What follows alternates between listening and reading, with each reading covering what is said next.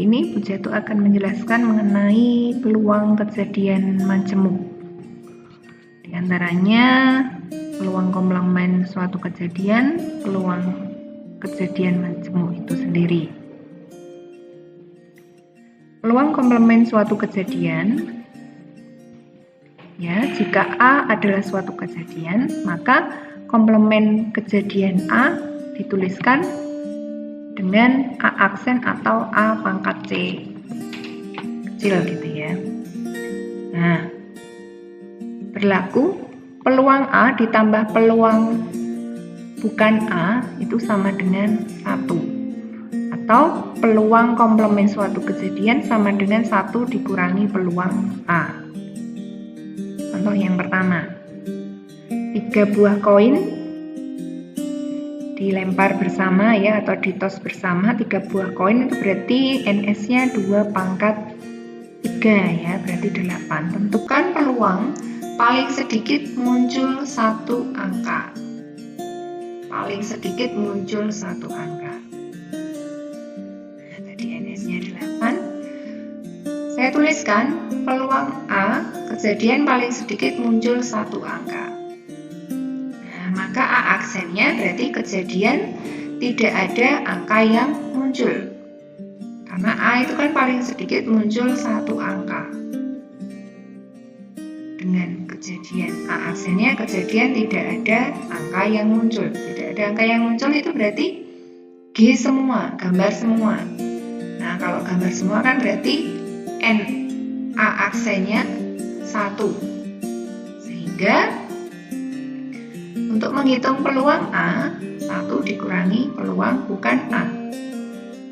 Nah, peluang A berarti 1 dikurangi, ini tadi 1/8. Ya, 7/8. Sehingga diperoleh peluang paling sedikit muncul 1 angka adalah 7/8. Contoh berikutnya, sebuah kotak berisi 3 merah, 4 biru. Ya, ada 7 kelereng. Dari dalam kotak diambil 2 kelereng sekaligus. Peluang terambil kelereng kedua-duanya bukan biru. Kita tentukan dulu NS-nya. Karena ini mengambil 2 kelereng sekaligus, berarti pakainya kombinasi 7C2. Karena tersedia 7 kelereng akan diambil 2 sekaligus. 7C2 yaitu 21. Berikutnya, Jatuh ambil kejadian A, itu kejadian terambil 2 kelereng biru. Pertanyaannya kan terambil dua-duanya bukan biru. Nah, Jatuh ambil A, itu yang dua-duanya biru.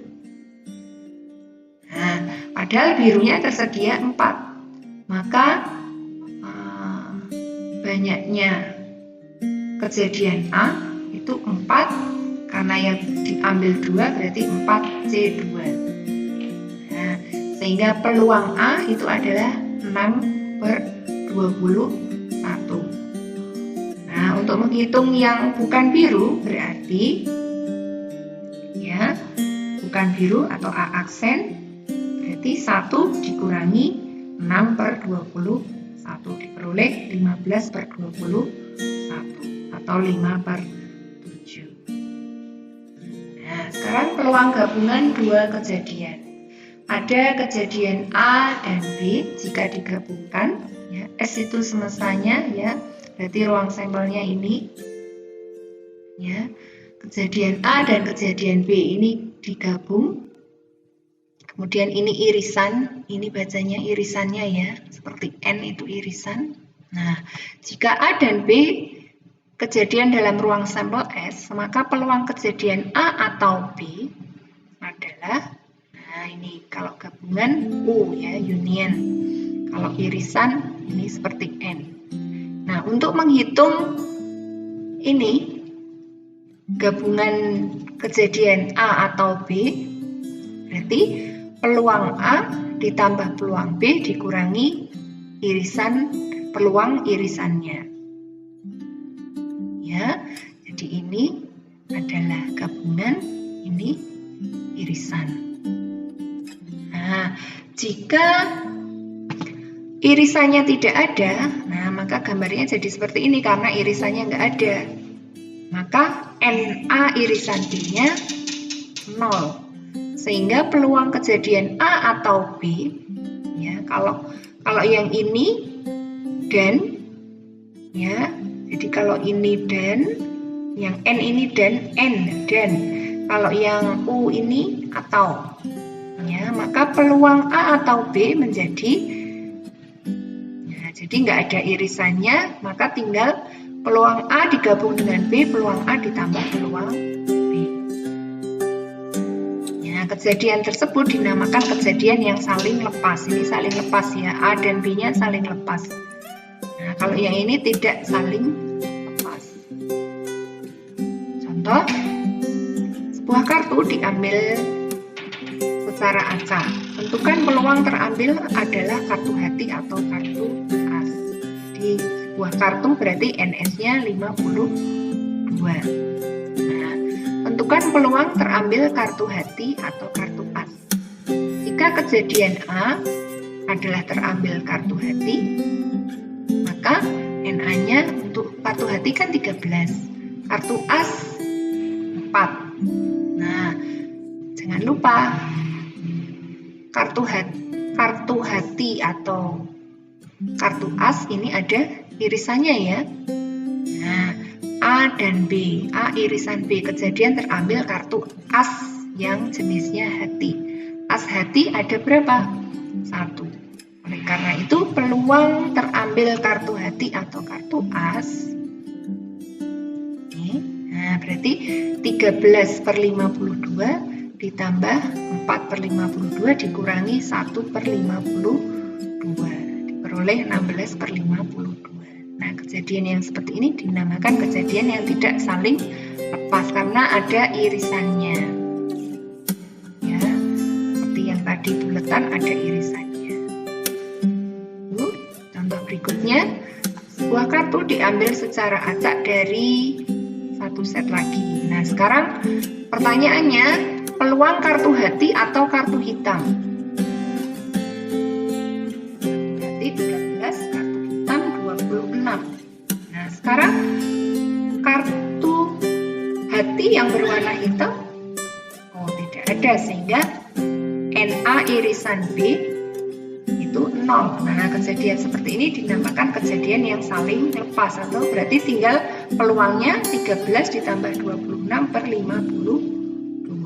Sehingga diperoleh 39/52 atau 3/4. Berikutnya peluang kejadian saling bebas.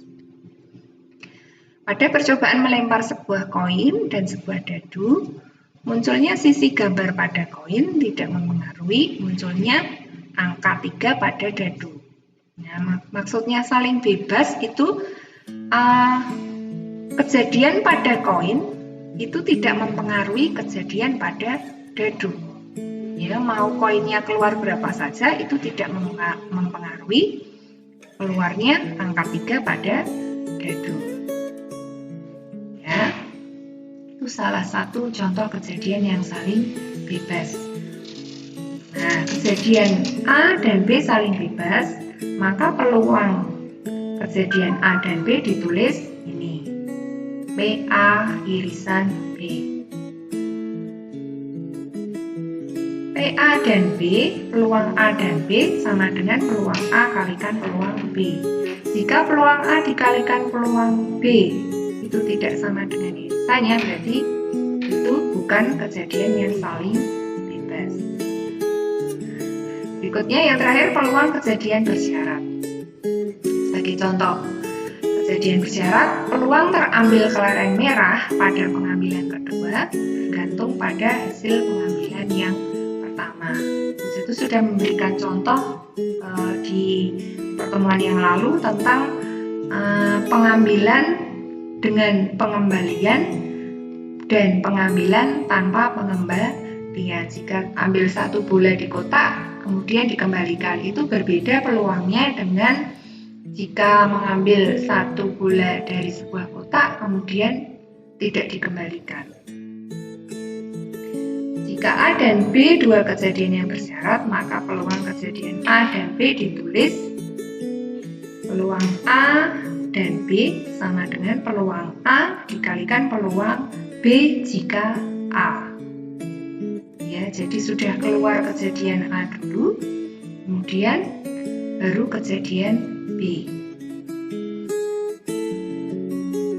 Jika peluang B jika A adalah peluang kejadian jika diketahui kejadian A telah terjadi, maka bisa dituliskan juga ya, bentuk ini bisa juga ditulis peluang B jika A sama dengan peluang A irisan B dibagi peluang A.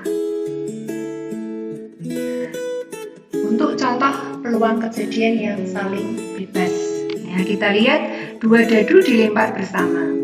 Tentukan peluang munculnya angka genap pada dadu pertama dan angka prima ganjil pada dadu kedua. Ini kan berarti dadu pertama dengan dadu kedua itu masing-masing peluangnya bisa dicari ya. Nah, kejadian ini dinamakan kejadian yang saling bebas. NS masing-masing dadu, ya, NS masing-masing dadu itu 6. Ya, dengan kejadian A itu angka genap pada dadu pertama itu 2, 4, 6. Berarti NA-nya 3. Sehingga peluangnya 3/6 atau setengah. Sekarang kejadian B. Muncul angka prima ganjil. Angka prima itu 2, 3, 5, 7. Tapi mintanya yang ganjil. Berarti 3, 5. Sehingga NB-nya 2, berarti peluangnya 2/6. Nah, sehingga untuk menentukan peluang kejadian A dan B, ya ini ya, dan di sini ada kata dan. Peluang kejadian A dan B, maka peluang A kalikan peluang B. Tengah kali 1/3, yaitu 1/6. Jadi peluang munculnya angka genap pada dadu pertama dan angka prima ganjil pada dadu kedua adalah 1/6.